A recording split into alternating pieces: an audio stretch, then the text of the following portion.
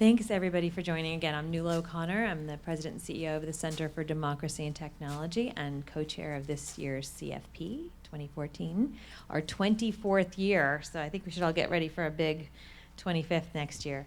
Many of us were here last night, and we heard a certain vision of the world from our former DHS colleague, Tom Ridge. We are also honored to be joined today by my other DHS colleague, Stewart Baker, who has had a long and illustrious career, as you all know, in many forms of government service. Thank you very much for your service. Stewart has no qualms about being provocative, and so I don't want to take up any of his airtime, but to say that we are excited to hear from you. And my one question for you to start things off was really, you've seen and done a great deal. What in that history has informed the place where you are now in your thinking about these issues of national security and surveillance and information? And what do you want to tell us? What do you want us to know? And where do you think this is all going? Yeah, okay. None of you are gonna want to hear it, but so I'll say it once, and then you can ask me, deliver speeches in the form of questions in response. My journey on the privacy issue comes from having spent time at NSA as general counsel, and having been persuaded that it was important for civil liberties reasons to maintain a strict separation between intelligence and law enforcement, and the intelligence and law enforcement uses of the data that we gathered. It was an important principle, and one where, I have to say that as general counsel, I thought, well, this is probably a good idea, and why not? A little more privacy is bound to be a good thing. And it's politically sensitive to deny the appropriate separation of civil liberties of law enforcement and intelligence. So why not do it? And I thought of myself as kind of a middle of the road, privacy is a good thing, why not have more of it kind of person. And then, to be candid, the wall between law enforcement and national security just kept getting higher and higher. The high point was reached in what seems to be the perennial civil liberties high point in modern times, the second term of a Democratic president, which seems to be when we always, all the Republicans discover their civil liberties roots, and the ACLU continues to have a substantial amount of support, and so you get a lot of left-right coalitions in the second term of Democratic administrations. And we certainly got that in the second term of Bill Clinton. The result was that the FISA court felt quite comfortable imposing the wall with or without legal justification. And by September of 2001, that wall had cost us an enormous amount of credibility and frankly, lives. The inability of the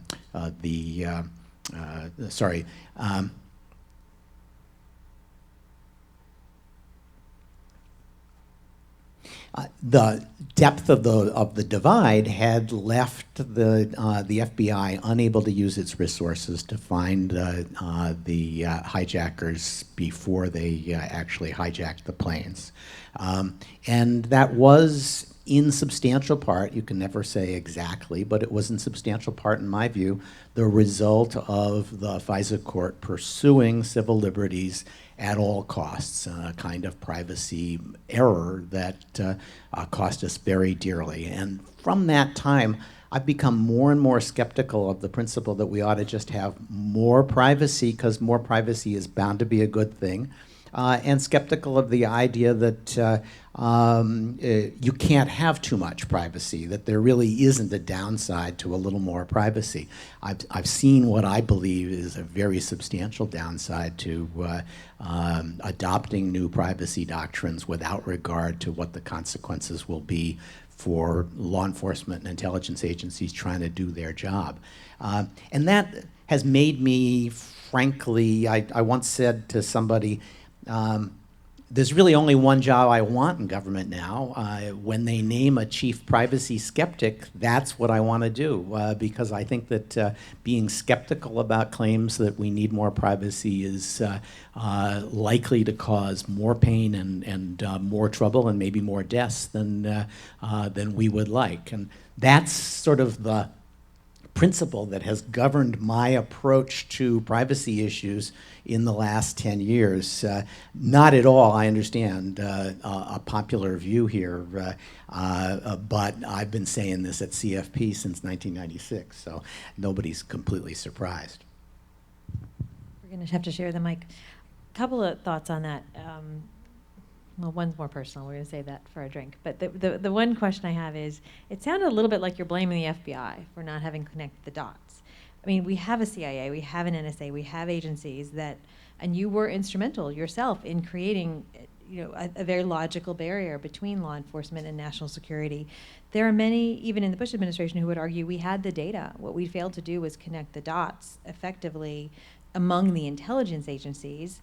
And then we have folks today, and going back for the last 12 years now in the FBI, saying the right turn we have taken in terms of FBI and other law enforcement agencies focusing on terrorism as opposed to serious crimes has diminished the resources for person-to-person domestic crime in a way that is concerning and troubling to folks in law enforcement. I'm curious what your thoughts are on that.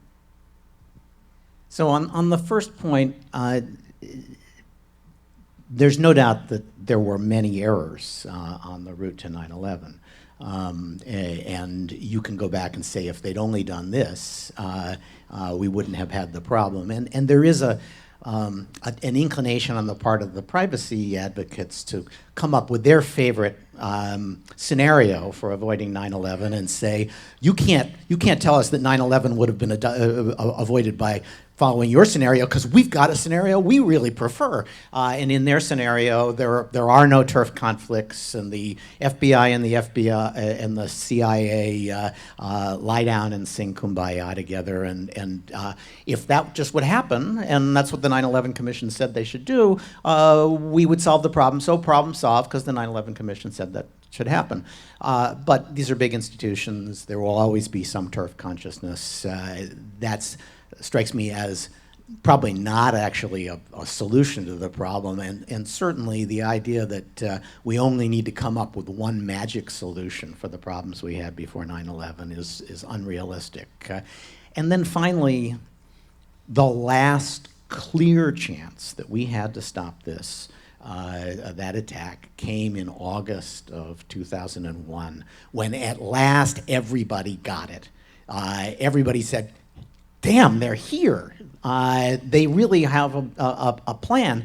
And the biggest of the FBI counterterrorism intelligence side, law enforcement side working groups, the Cole Bombing Task Force, I'm guessing at this because this is classified and I haven't seen it, but I'm guessing that was the Cole Task Force, got word that these guys were here. They had 2 weeks to find them. They said, let us at them. We can find them. We got dozens, maybe hundreds of agents working on the Cole Task Force. These are guys who are associated with Al-Qaeda. We can bring it inside of our law enforcement authorities and go look all across the country and find them. If they had done that, they would have found them, is my guess. We'll never know for sure. Instead, they were told, sit down, shut up. You are not allowed to be on this side of the wall. They sent out emails that said, my God, people are going to die. the guys who are getting the protection from this wall are the worst people on the planet, and they're trying to kill us, and how can we possibly give them this kind of protection? It was evocative, and I still get a little emotional about how prescient that objection was. Why were they told to sit down and shut up?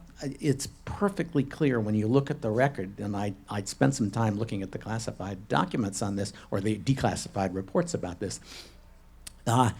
They were told to sit down and shut up by the lawyers because the FISA court had, in the 6 months before that, taken an FBI agent who was a special agent in charge and reamed him, put him in a position where he was being investigated and quite possibly going to be charged with making false statements to the FISA court because he had said, yes, I'm obeying the wall, but he wasn't obeying it the way the FISA court thought he should. There's no doubt that it was the wall and the FISA court's administration of that wall that shut down that last chance we had. That strikes me as, you don't have to, you can have alternative ways that could have been solved, but when you miss your last clear chance, you ought to ask, what are we doing about that? And the answer is, increasingly, we are not learning that lesson. So that's why I feel strongly about that. I feel strongly in part because I felt that I contributed to the wall. So this is, conservative guilt in action.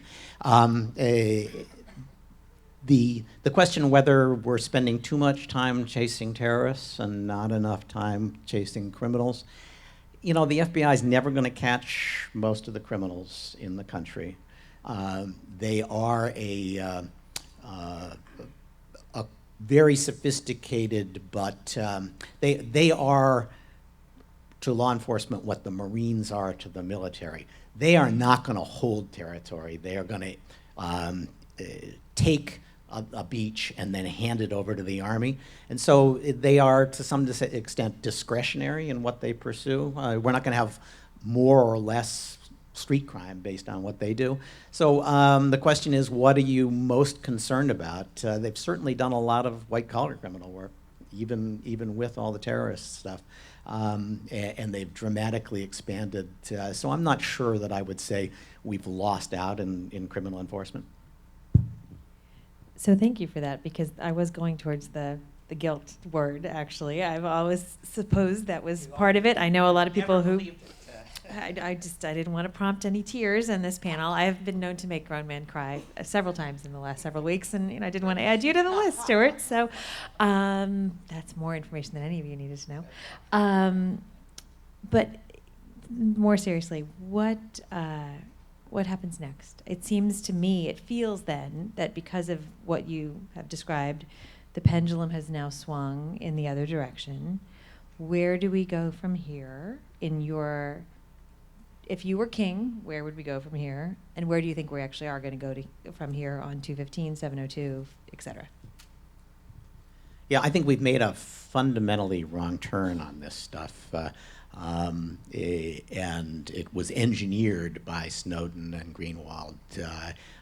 They told us about the collection 2 or 2.5 weeks before they told us about all the restrictions on what you could do with the collected data, and I think they did that quite deliberately in order to set the narrative prior to providing all of the facts.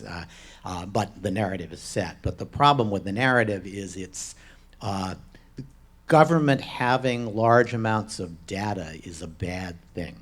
And the problem with that, in my mind, is getting large amounts of data is the technology of the next 10 years. It's just going to happen. The data is not going to stop coming because we say NSA can't look at it. Other people will look at it, from the Chinese to the DEA to Google and Facebook. And so as the data gets cheaper, lots of things become clear that enable us to catch terrorists. The terrorists have taken enormous advantage of new technology. You look at the Mumbai attack, they were using VoIP and satellite phones and GPS and Google satellite photos to navigate.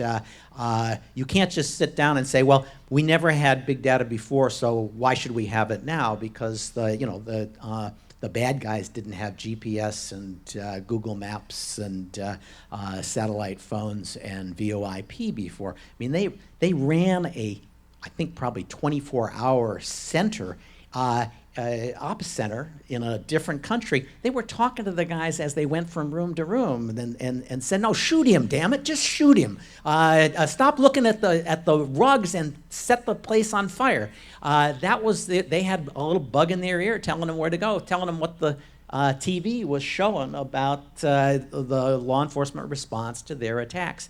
That is a remarkable step forward in capability for the terrorists, and we can't go around taking away technological tools from law enforcement for reasons that are fundamentally Luddite. Where we say, well, it's creepy. We don't want them to have it. That's not policy making. That's what I would have said in the speech is it's a moral panic. It's something that 10, 15 years from now, you'll say, why did I care about that? Meanwhile, the law that was passed will continue to screw up operations for law enforcement intelligence for a generation. So you can all listen very carefully to that last comment that Stewart doesn't think we're going to be worried about this 10 or 15 years from now. It reminds me of a mentor of mine who told me almost 20 years ago that this privacy thing wasn't going to work out for me as a career and that I should really diversify my legal portfolio. So I'm going to put that advice right up there with the other person's, that great things that don't actually come true. But you call this bunch a bunch of Luddites. So come on, guys, what do you got to say? There's got to be some questions in the audience. And I'm sorry, I'm holding the microphone, so I can hold it over to you, or I can repeat your question, whichever you prefer. Mike Godman. Bring it. Great. When you said the FBI agent was criticized for his investigation, when you said that the FBI agent was criticized and effectively drummed out of the FBI, I think that's what you said. Is this John O'Neill? This is somebody else. Okay, the reason I ask that is that we know, like many of us, and maybe not as much as you, but certainly as much as I do, I'm obsessed about September 11th and what roles privacy policy might have played in that. And what I see is what I've been able to see through the sources I've read is that there are so many points of failure that trying to understand it in terms of FISA court overreach seems just as simplistic as any other simplistic theory. Some of it seems to be sometimes with personalities, with people who were perceiving a threat but weren't taken appropriately seriously. Sometimes it does certainly have to do with turf battles between agencies. But what I don't see emerging in all the different data that we now have 13 years later is a common emergent theme that this one thing, the Chinese wall between law enforcement and national security intelligence gathering was the problem. So I just want you to maybe elaborate a little bit on why you think that is the theory. So I talked about this in my book, Skating on Stilts, which no one in this, I downloaded Glenn Greenwald's book on tour for obvious reasons, and I'm sure nobody here wants to give me any royalties, so you'll be pleased to know that it's Creative Commons licensed and available for free download if you go to skatingonstilts.com.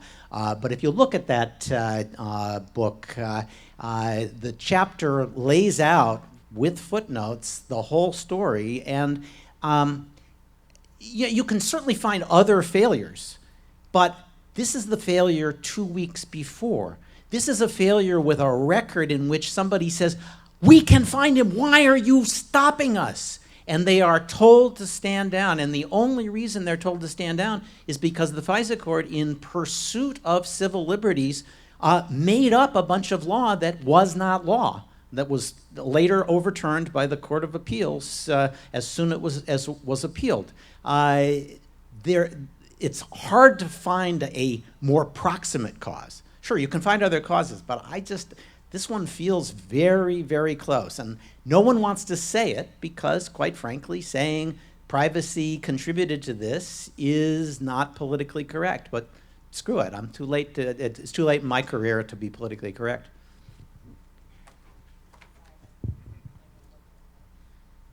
According to the joint IG report, before I say this, I don't know how many of you guys know this, but the NSA was not, their inspector general did not investigate any failures on the NSA's part to find the Tsarnaev brothers. 4 other agencies had to look into what they had. The NSA did not, their IG did not personally get involved. Now the NSA, what we do know is that the NSA had information on the Tsarnaev brothers before the attack. We also know, for anybody who follows counterterrorism, is that either Tsarnaev brother alone are about the only Muslim kids who downloaded Inspire in the country who didn't get stuck in an FBI sting. So we have a massive failure on the part of the NSA. They admit they had information on Tsarnaev, on a guy that we had a warning from Russia. So where is the accountability on the Marathon attack? Because the NSA had the hay and couldn't find the haystack even for a guy that the FBI had already investigated. Let's see if that's going to work, actually. See if yours works. Oh. And then you stop. Is this working now? No. No. All right. Mine seems to work. I'm not sure what, let me stop and question the context of that. We're talking about what went wrong with 9/11 and some very serious and obvious problems that I attribute directly to civil liberties concerns that cost lives. And the response, if it's meant to be responsive, is to say, well, but you know, this is an incompetent agency. They missed another attack. So I'll answer the question, but I don't know that it really tells us anything about 9/11 or the civil liberties issue. I think it tells us about having too much hay in the haystack. Oh, okay, the hay in the haystack problem. Yeah, it is certainly a trope of civil liberties and privacy campaigners that you've got too much stuff. Well, let us do you a favor and take away some of your stuff, and then you'll be much more efficient. The problem is you never know which is the right hay to take away, or whether you're taking the needle away along with the hay. And I'm pretty skeptical of the idea that the solution to too much hay is just less hay. I think it's better tools for going through the hay. So the question then is, what was the reason for what you say is the failure? I don't know anything about the details of that. So why do you not know the details that are now public about the NSA's failures to find the Tsarnaev brothers, but you're happy to talk about 9/11 when we have the most proximate failure on the part of the National Security Community is the Boston Marathon attack? Well, as I said, I'm not blaming the privacy community for the Tsarnaev attacks. Though let me think some more about that. Maybe I can come up with something. But I studied the 9/11 story, and I looked at the wall, and I knew a lot about the wall before it was part of common discourse. So that's what I know about. I'm not really spending all my time focusing on intelligence failures.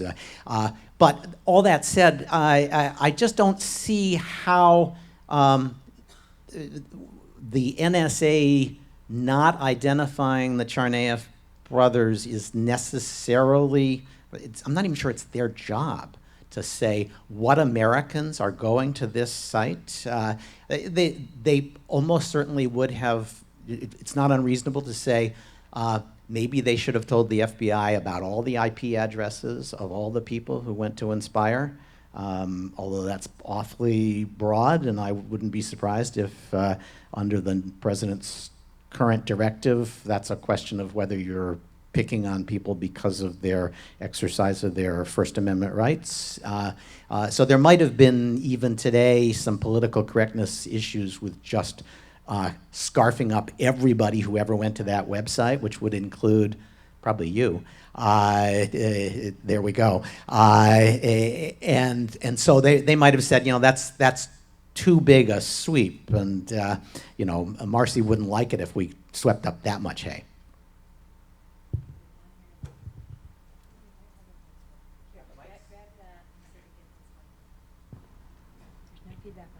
This whole setup seems like it's sort of like needlessly confrontational. Like I'm like rummaging up here, like all mad. Now you guys can keep the mic. Okay, great. The Boston Marathon bombing is definitely the most obvious, most immediate proximal failure of this whole system, for like any number of reasons, but not the least of which is the fact that what actually merited, like the Department of Homeland Security getting looked at was Marty Walsh.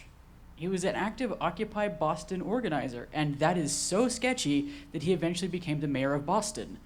Like, this is what they're spending all their time on. He was complaining about surveillance like 3 years ago, and so that's what they would rather be spending their time on than stuff like this. It's being used across the board to suppress political speech, to suppress free speech, to marginalize communities that are already doing very poorly, like people of color, street workers, sex workers, people that are very, very poor.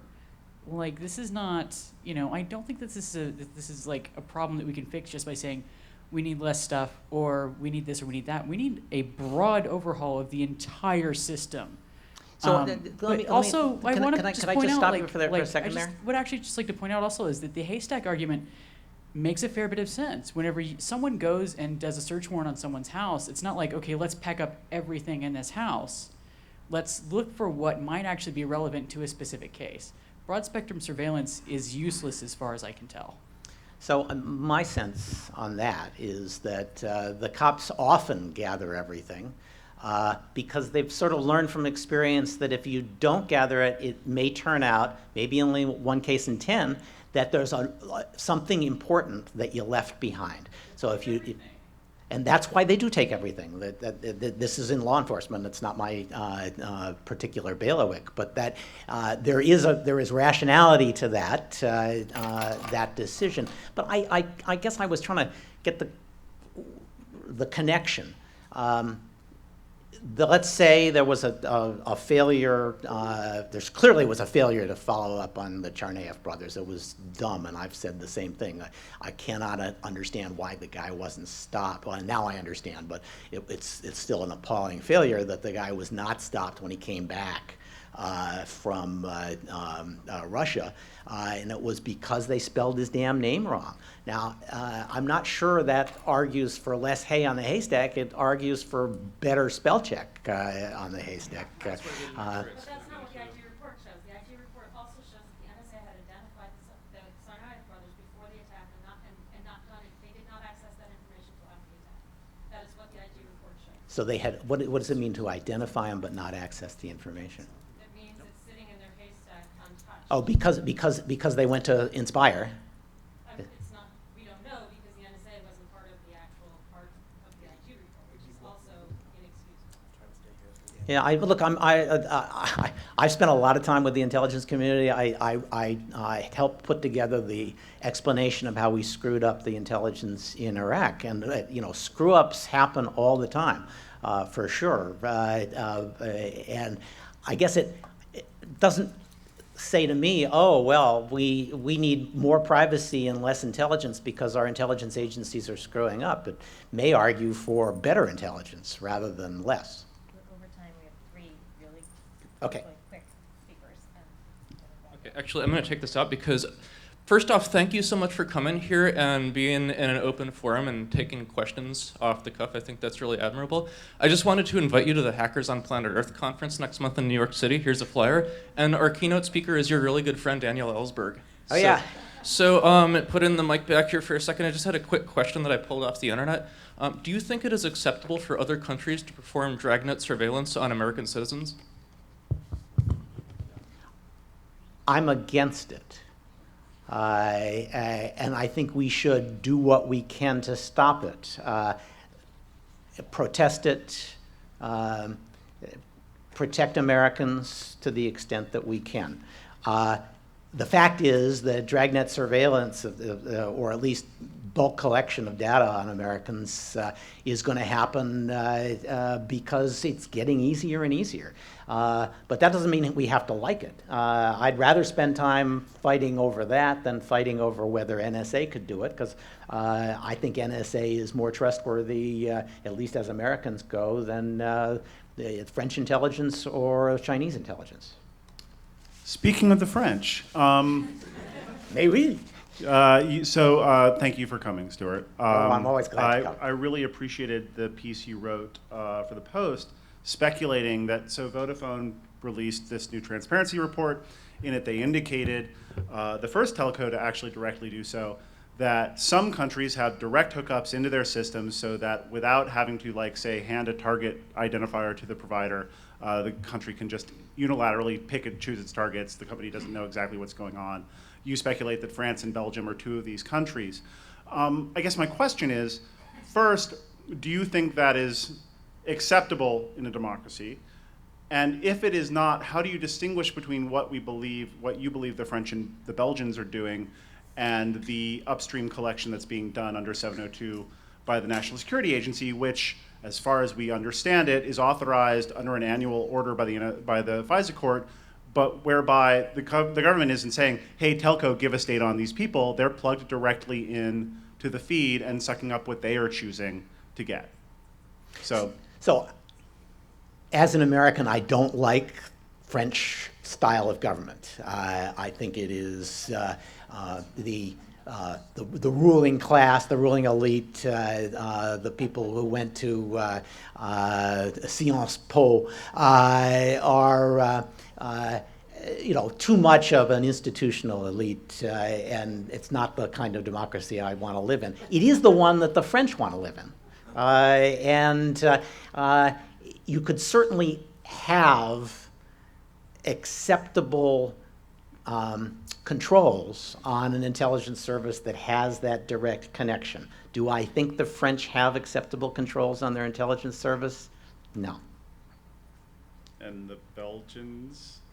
The Belgians, you probably don't go wrong. This is maybe a little unfair, but their government institutions tend to be francophone and a sort of little brother to France. They're very influenced by French styles of governance, and I suspect French styles of intelligence gathering. So that's why I wouldn't be surprised if they had picked up the same approach that the French had. But so direct connection to the telecom infrastructure is acceptable if it's American democratic culture, but not if it is Francophone. I didn't say that. But our system is full of checks on the activities of the intelligence agencies. One of the problems in this area is it's always easy to say, oh, well, not enough oversight. But the fact is you need to come up with a practical oversight. And I'm not sure that anybody can plausibly make the case that just disclosing intelligence programs is good oversight. If you believe in intelligence, and we live in a dangerous world, I believe in it and most people believe in it, then the next question is, how do you get good intelligence and not have democratic failures, have abuses? And that requires a very skeptical, cynical even, assessment of what will scare the bureaucrats whose abuses you're worried about, and what will keep them under control in the long run, not just the bureaucrats, the politicians. I think we have come up with a system that is as likely to work in a context where you nonetheless keep the information confidential as you must to have any intelligence at all, as we're likely to find. Happy to tinker with it, but we have courts, we have multiple separate bureaucracies with their own separate interest. I used to say when I was at NSA, there were at least 5 people whose careers would be made if they could catch NSA violating the law. And then you've got oversight by quite carefully designated majority and minority party representatives, so that the temptation to misuse this capability for partisan advantage is dramatically reduced.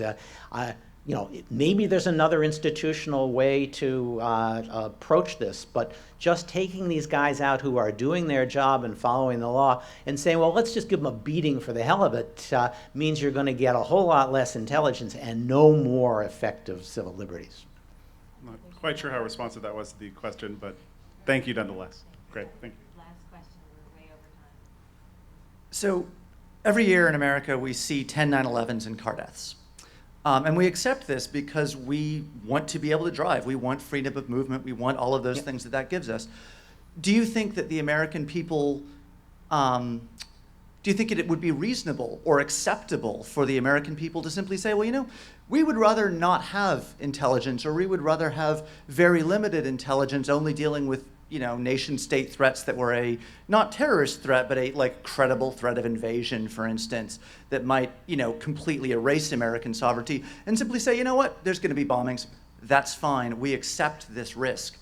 And if that opinion was expressed, do you think that, assuming that the intelligence community didn't share that opinion, as that seems to be the case, do you think that the American population could actually impose their will on an unwilling intelligence community and get them to stop doing that surveillance at the direct and acknowledged cost of 30,000 terrorist deaths a year? So let me just start by calling bullshit on the idea that the intelligence services have their own ideology separate from the American people. They have an institutional interest, which is they believe that they will be blamed if there's another attack, and that no one will remember all this civil liberties stuff. They'll just say, why didn't you get your job done? So they push back on this because they think they have a responsibility that everybody will hold them to, even after having reduced their ability to carry out. But, you know, the idea that we would just say, well, 30,000 deaths from car accidents, 30,000 deaths from terrorist attack, you know, mach's nix. You know, there's that saying that even a dog knows the difference between somebody tripping over him and somebody kicking him. That is fundamental to human nature. When somebody deliberately attacks you and breaks all of your rules for social interchange, it is a bigger threat to your society, and it's a bigger threat individually, psychologically, than hearing that somebody has died in an accident. So I think there is a significant difference. I don't buy the equivalence. But yes, part of what I'm saying is to people, you want to listen to this stuff that I find complete crap about more privacy? That's fine. You're making the choice for more deaths. You remember that next time. Because I don't think you really want more deaths. You think you want more privacy if it's free, and it ain't free. I'm sorry, guys. We're already 12 minutes over, and out of respect to our next speaker, I'm going to thank you so much again, Stewart, for joining us. And I know Stewart's going to be around for a little while, so if there are a few more questions, maybe he'll do them. He's going to stay for dinner, so we can have our further conversation then. And thank you all for joining us. Thank you. Thank you.